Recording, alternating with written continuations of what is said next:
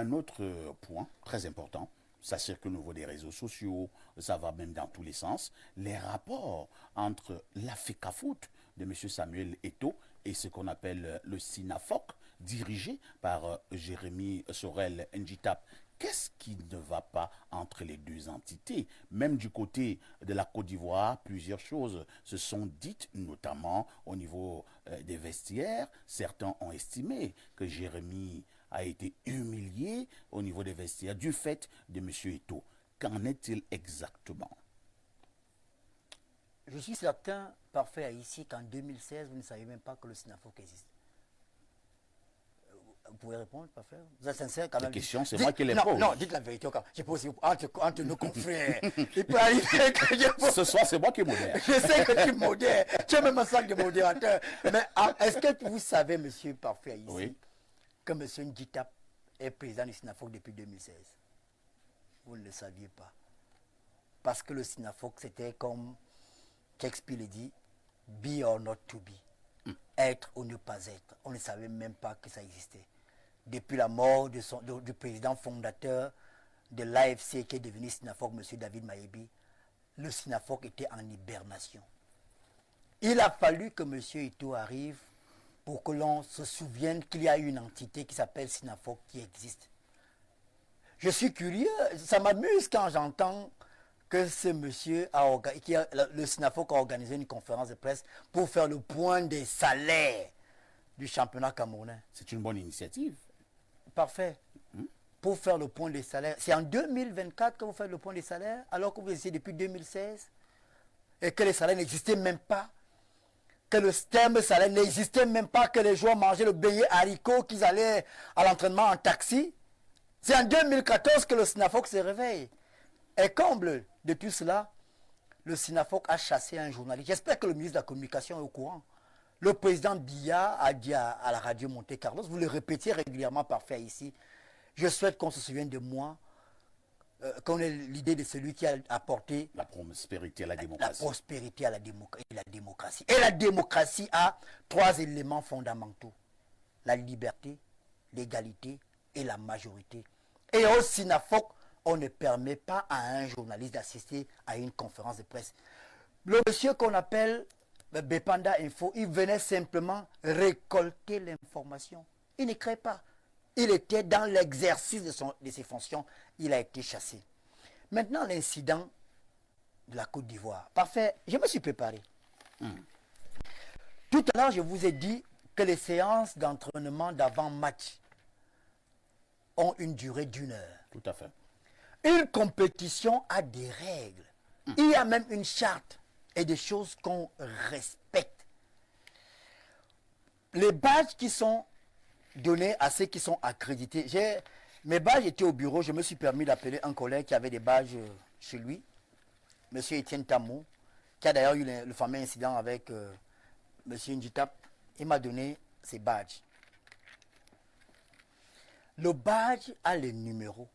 Et chaque numéro a une zone. Voici le badge de M. Etienne Tamou. Vous verrez que ce badge ici, il y a A, D, O, F. Il indique les points d'accès. Il y a même le numéro 1, 2, 10. Ce badge vous permet d'avoir accès à ces différents points.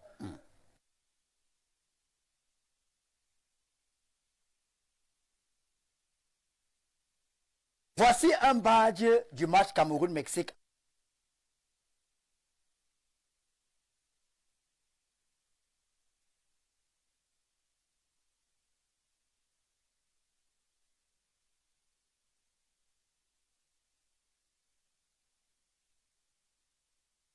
Alors pour la CAN, pour aller au vestiaire d'une équipe nationale, on donnait ça, ce passe. Et ce passe est remis à la veille du match. Alors, si M. Obama se retrouve au vestiaire de Lyon, c'est parce qu'il est le porte-parole de M. Eto'o et qu'il a reçu ce passe avant. Je ne sais, même le président de la Fédération camerounaise de football, même les présidents des fédérations, vous n'avez pas ce passe, vous n'entrez pas. Parce que les gens qui contrôlent ne sont pas camerounais. Ils appartiennent à la CAF et viennent d'autres pays. Et là-bas, Il n'y a pas de tolérance administrative. C'est le document qui vous fait entrer. Je ne sais pas par quelle alchimie M. Ndjita Fotso s'est retrouvé au vestiaire. Peut-être qu'il s'est cru au stade de Bouddha, ou bien au stade de, je ne sais pas trop, de Ngulmakong, ou bien on était à la Cannes. Monsieur Ndjita avait quand même habitué des grands stades du monde. Mais quand on est habitué des grands stades du monde, on sait que pour aller au vestiaire, il vous faut un pass. Parfait ici, il vous faut un pass. Très bien. Et M. Ndjita a été, ce sont les responsables de la CAF qui l'ont interpellé que monsieur, vous n'avez pas de passe pour aller au vestiaire. Parfait ici. Qu'est-ce que M. Ndjita va faire au vestiaire? Vous avez vu un jour Thierry Henry au vestiaire pendant que les Bleus jouent? Vous avez vu un jour Laurent Blanc au vestiaire pendant que les Bleus jouent, même à Clairefontaine? Pourquoi M. Ndjita ne part pas au vestiaire quand le Cameroun a perdu le match? Pourquoi? Pourquoi les gens veulent faire la récupération? Quand le Cameroun gagne contre la Gambie, paf. Bon, excusez-moi de dire paf. C'est juste qu'il atterrit, il est au vestiaire. Il n'a pas besoin de ça. Très bien. Et le Sinafoc, on attend le Sinafoc ailleurs. Parfait ici. Moi, j'ai travaillé avec David Maïbi parce que parfois les gens ne savent même pas que j'étais journaliste sportif dans ces pays. J'ai longuement travaillé avec David Maïbi. Et on a vu les actions de Maïbi. Le siège qui est à, ça s'appelle quoi, Niala? C'est Niala, à l'entrée de Douala, c'est Niala ou Niassa? Oui, Niassa. Niassa. Maïbi l'a construit avec l'argent, les subventions. Comme M. Ndjita ne fasse le point de ces subventions depuis qu'il est là, depuis 8 ans. Des subventions qu'il reçoit de la FIFPro. Ou soupçonner mauvaise gestion. Ah non, ah non, quand c'est Samuel Eto'o, tout le monde est regardant. On veut savoir où va l'argent, on veut savoir ce qu'il fait. Mais pourquoi on ne pose pas la question à M. Ndjita? Il ne suffit pas de se balader dans les stades, donner les ballons aux joueurs. Non. Et vous vous réveillez en 2014. On attend que M. Ndjita apporte le soutien qu'il faut aux joueurs. M. Eto'o, parfait. Pourquoi les rapports entre M. Ndjita et M. Eto'o sont devenus subitement, j'ai peur de dire, conflictuels? Vous savez qu'ils sont conflictuels, les rapports? Bien sûr. Non, mais je ne gère pas la vie privée de M. Eto'o. Moi, je vous parle du président de la Fédération camerounaise de football. Et je parle du président Sinafoc. Je ne sais pas si les rapports sont conflictuels.